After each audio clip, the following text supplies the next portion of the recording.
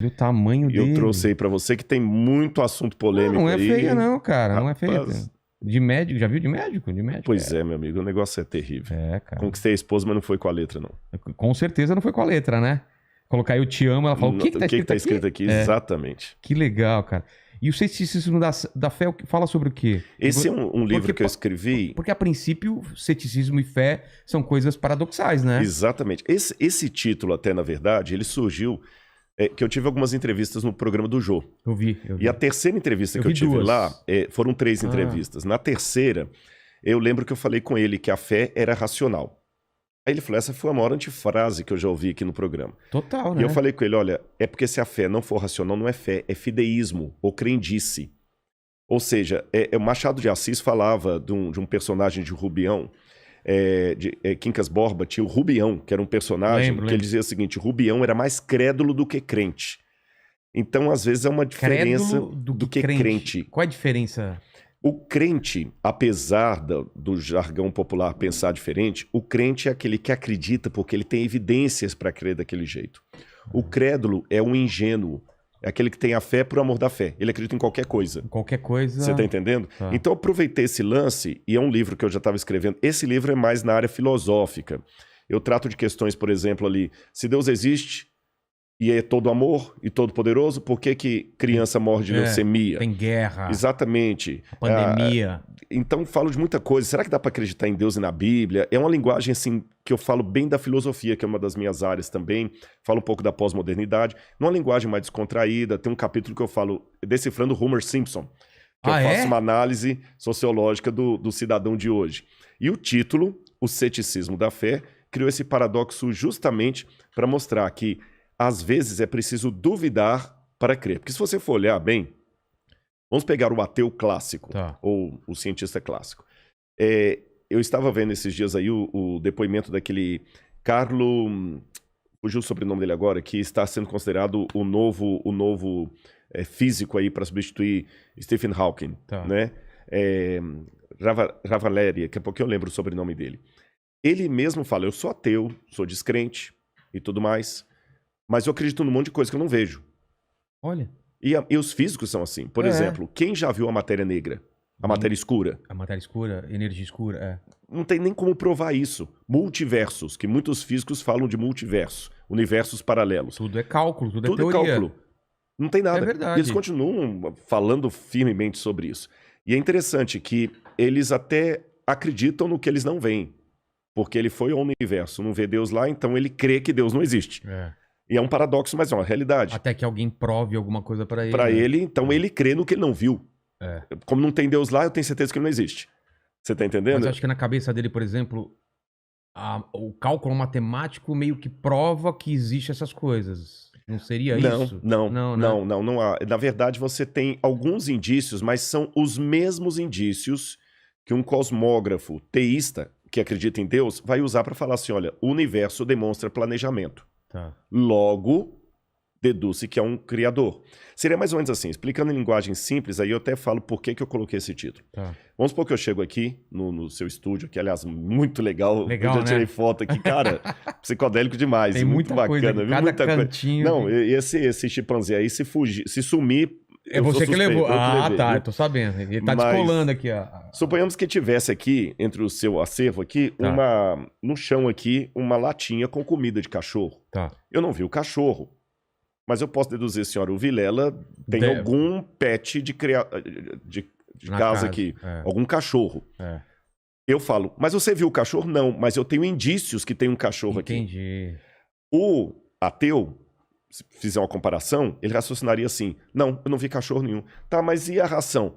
Deve ter outra explicação racional para a presença dessa ração aqui, mas não é que existe um cachorro na casa. A não ser que eu veja um cachorro. A não ser que eu veja um cachorro, eu posso ver a ração, ela não é indício que há um cachorro. Então por que a ração dá? Aí ele começa a trabalhar com outras hipóteses. O Vilela, como ele tem aqui um macaco à mesa, tem um símbolo da Coca-Cola, tem uma geladeira ali da General Electric, ele colocou um objeto também, ponto.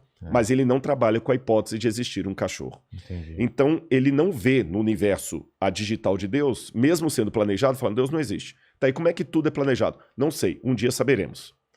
Eu trabalhei com o título Ceticismo da Fé, justamente, Vilela, porque eu sou cético para acreditar que certas coisas são pura coincidência. Tá certo? O universo é tão bem montado, os próprios físicos dizem isso, do nada, nada se faz. Então, se tudo começou um dia, o Big Bang, né, Lemaitre... o que tinha antes? O que tinha antes? Agora, esse novo cosmólogo já está trabalhando assim, não, talvez antes do Big Bang houvesse um outro universo que nós somos gerados por ele, mas esse talvez é uma coisa especulativa, que eu nem posso chamar de filosófica. É especulativa total, porque não existe indício nenhum disso. Quando o Georges Lemaitre, que era padre, por incrível que pareça, desenvolveu a teoria do Big Bang, na época de Einstein, eram amigos de Einstein e tudo mais, o que eles disseram? Esse é o que é clássico sobre o Big Bang e que está mais próximo de ser comprovado. Em primeiro lugar, o universo teve um começo. Esse universo que nós acreditamos teve um começo. E antes do universo não havia nada. Nem o tempo, nem o espaço, nem a gravidade, nem a energia, não havia nada. Era o zero absoluto. Isso. A incógnita é a seguinte: do nada, nada se produz. Ex nihilo, nihil fit, diziam os latinos. Se não havia nada, por que hoje há algo? É uma pergunta que já vem desde Parmênides. Por que existe algo ao invés de nada? Eu sou cético demais para acreditar que do nada pode sair tudo. É mais sensato para mim acreditar que existia uma causa primeira, para citar o Aristóteles aqui, essa causa primeira que deu origem a tudo que existe e ela mesma não pode ser dimensionada ou delimitada pelo tempo, pela gravidade, porque essas coisas partem depois dela. E a teologia vai chamar essa causa primeira de Deus. Tá certo? E alguns falam, não, eu acredito em qualquer coisa, menos Deus. Eu prefiro acreditar na possibilidade de ter tido um universo anterior ao nosso. Tem aquela teoria do efeito sanfona, né? Ele vai se expandindo, depois contrai, explode, etc. Só que quais são as evidências científicas para isso? Zero absoluto. Né? Então, apenas sabendo, a gente só sabe que o universo está se expandindo, isso sabe. Exatamente. Então, na verdade, eu sou tão cético quanto os ateus. Quanto os cientistas. Sim, só que o meu ceticismo me conduz a dizer que havia uma causa primeira e o ceticismo deles conduz a dizer que havia talvez um multiverso ou um outro universo. Vê se eu estou falando besteira. Existem lacunas e os ateus preenchem essas lacunas com alguma coisa e você e eu, que cremos em Deus, a gente preenche com outras coisas. É isso? Sim, são lacunas. E não, são lacunas. É só que essa frase, o Deus das lacunas, ela acabou... Existe isso? Existe essa expressão, o Deus das lacunas. Não sabia. Só que ela é dita de uma forma pejorativa, sabe? Ela é dita de uma forma pejorativa, como se fosse assim, o crente, o crentez, até para falar numa linguagem bem vulgar assim. Não tem explicação, é Deus. Ponto, não tem explicação, é Deus. E isso acaba caindo realmente de uma forma caricata. Fácil, né? É exatamente, porque existe também o acaso. Eu tô conversando com você aqui, eu posso derrubar esse copo e cair no chão e quebrar. Não é um milagre. É um milagre, ou o diabo que derrubou, Deus que derrubou. Então, realmente é uma forma caricata de falar da fé. Eu não acredito que seria simplesmente o Deus das lacunas. É a lógica que me permite preencher essa lacuna com uma hipótese, que a minha hipótese é a hipótese teocêntrica, a hipótese de Deus. Tá.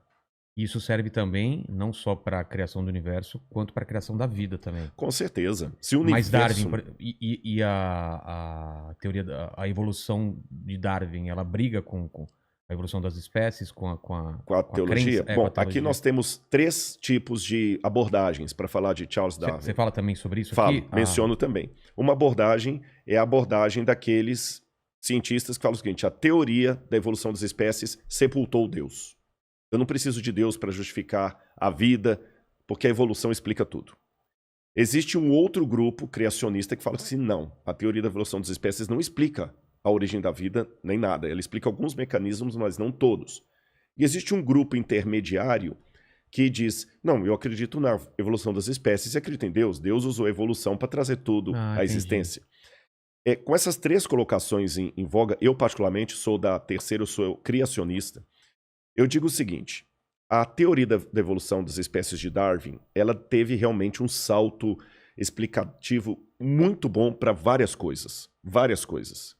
Eu estive em Galápagos, eu li A Origem das Espécies, eu li A Origem do Homem, que ele também escreveu. O Darwin foi um gênio em muita coisa. E em que sentido eu concordo e acredito na teoria da evolução de Darwin? Quando ele usa aquilo que, essa expressão não é dele, eu que estou usando, aquilo que eu chamaria de microevolução. Vou dar um exemplo para você. No momento em que nós estamos tendo esse bate-papo aqui, uma palavra que está passando demais por aí é a palavra a variante do vírus. A variante do vírus, né? A variante, o vírus está mutando e tudo mais. Isso mostra que realmente no grupo das células, elas mudam realmente muito rápido. Elas se adaptam. Isso é uma forma microscópia de ver o que acontece na natureza. Numa escala maior e mais lenta. Maior, e Darwin percebeu isso. Ele notou que os tentilhões lá de Galápagos, são várias ilhas que tem ali em Galápagos, que os tentilhões de uma ilha tinham um bico de um jeito, da outra ilha tinha um bico de outro jeito, e ele ligou o formato do bico dos tentilhões dos pássaros com o tipo de fruta que havia ali. Função então, o cara foi um gênio. Você está entendendo? Isso, absurdo. E com isso eu concordo com ele. Os animais foram mudando ao longo dos tempos. Por exemplo, se adaptando. Você tinha um casal primitivo lá de lupus caninos, e desse casal primitivo deu uma série de tipos de animais caninos diferentes, que vão desde a raposa até o chihuahua, o rottweiler, o husky siberiano, vários cachorros, o coiote, o lobo, o felis leo deu origem a vários tipos de felinos. Isso aí Darwin realmente está de parabéns. Agora, o que eu acho que Darwin não provou? E aqui que eu acho que desculpe me falar assim, sem querer ser panfletário, até a ingenuidade de quem é darwinista roxo. Darwin não provou que uma espécie virou outra espécie. Por exemplo, que viemos do macaco. Na verdade, Darwin nunca disse isso. Não, né? Não. Darwin diz que nós viemos de um ancestral comum com símios. E símio, para o macaco, não é um sinônimo perfeito. Mas explicando de maneira mais simples assim, embora eu não seja biólogo, né? Existia, na visão darwinista, um ancestral comum que deu origem a alguns tipos de macacos, como os orangotangos e os chimpanzés. E desse mesmo tronco saiu outro tronco que deu origem ao Ramapithecus, que depois foi evoluindo de Ramapithecus para Homo ergaster, tem vários lá, Australopithecus, até chegar no Homo sapiens e o Homo sapiens sapiens, que é o homem moderno. Então nós somos parentes deles aí. Só que, qual a prova fóssil disso? Por exemplo, que os répteis no passado que as aves no passado eram répteis. Não existe nenhuma prova, não existe nenhum fóssil de transição, é zero. Mesmo que eu falei da mutação do vírus do Covid, tem a variante da Amazônia, a variante lá da China, a variante da Índia, mas o vírus ainda é vírus do Covid. O vírus do Covid não virou um vírus da hepatite. O vírus do Covid não virou um vírus da AIDS. Entendi. Você está entendendo? Ele está realmente mutacionando-se, mas ele continua sendo um vírus do Covid mutacionado. Ele não virou Covid, agora virou AIDS. Aliás, graças a Deus por isso. Imagina, você está criando uma vacina para uma doença, daqui a pouquinho dentro do seu organismo ele vira outra doença. Então não existe nenhuma prova biológica que um ser de uma espécie evoluiu e virou ser de outra espécie. Você está entendendo? Um dinossauro virou uma galinha. Isso não tem. Então eu sou cético. Não existem essas provas até hoje. Já tentaram várias vezes forjar até provas. Parece que tem um elo perdido, né? O pessoal não conseguem achar esse elo perdido. Exatamente. Que é esse salto. Esse salto não tem. Você tem apenas indícios. O fóssil de um ser e o fóssil de outro ser. E esse caminho aí... Esse caminho eu tenho aqui a garrafa e eu tenho o copo. Aí, esse caminho aqui é uma lacuna. Aí o evolucionista fala assim, não, esse copo aqui foi evoluindo, evoluindo, evoluindo, até virar essa garrafa. Eu, Rodrigo, penso que não. Esse copo pode ter evoluído, evoluído, evoluído para virar um outro copo. Então, esse copo aqui pode amanhã virar o copo que você está tomando água aí. Mas continua sendo copo, não a garrafa. É esse que é o ponto. Só que hoje, falar contra o darwinismo, o evolucionismo, é quase dar um tiro no pé acadêmico. Porque vão chamar de negacionista, né? Negacionista virou um mantra. Sabe, na verdade, em alguns pontos, a universidade ela tem virado e eu acho que eu posso fazer essa crítica aqui, porque o mundo acadêmico é um mundo para você fazer a crítica. A universidade, em algumas instâncias, tem virado o mesmo padrão cultural da Europa da Idade Média. Caramba! Por quê? Na Europa da Idade Média, o lema era Roma locuta, finita causa est. Roma falou, acabou. O que é dogma da igreja, você não pode questionar. Tá certo? Então, se nos dogmas da igreja estavam ditos que... Vou dar um exemplo para você. Por uma interpretação errada da Bíblia hebraica, Jerônimo traduziu que a terra permanece para sempre. Estate, que ele traduz em latim. Tá. Só que no hebraico, quando fala a terra permanece para sempre, quer dizer, ela dura para sempre. Mas São Jerônimo cometeu um escorregadela lá em latim e traduziu a terra fica parada para sempre. Tá certo? Aí você vê a briga de Galileu Galilei, quando quase foi execrado pela Inquisição da Igreja, pelo Santo Ofício, porque ele falou que a terra por si move. Então, naquela época, você ousar dizer algo contra os dogmas da igreja, você estava cometendo um suicídio intelectual e, ao mesmo tempo, social. Porque não podia falar nada contra excomungado. Não podia falar nada contra o dogma da igreja. Roma locuta, finita causa est. Roma falou, silêncio, shut up, acabou. Hoje, nós temos alguns mantras também colocados nas universidades que não abrem espaço para o diálogo. Você entendeu? Não abre espaço para o diálogo. Infelizmente, eu posso dizer isso. A universidade deixou de ser aquele centro de ideias até divergentes para dialogar, especialmente na área de humanas, para se tornar apenas repetição de mantra. A gente vê muitos congressos aí, todo mundo falando a mesma coisinha, a mesma coisinha, a mesma coisinha, o mesmo mantra, a mesma filosofia, a mesma ideia, apenas com um detalhezinho aqui e outro ali. Mas quando alguém levanta para falar, espera aí, a coisa não é bem por aí, eu vou dar um exemplo claro para você. Como é que às vezes a universidade também reflete. Se você estudasse na USP, na Universidade Federal do Rio de Janeiro, por exemplo, nos anos 70, principalmente que ali bebiam muito da escola francesa, se você falasse alguma coisa de Karl Marx, você seria execrado. Não haveria espaço para você, na área de humanas, citar o Capital de Karl Marx.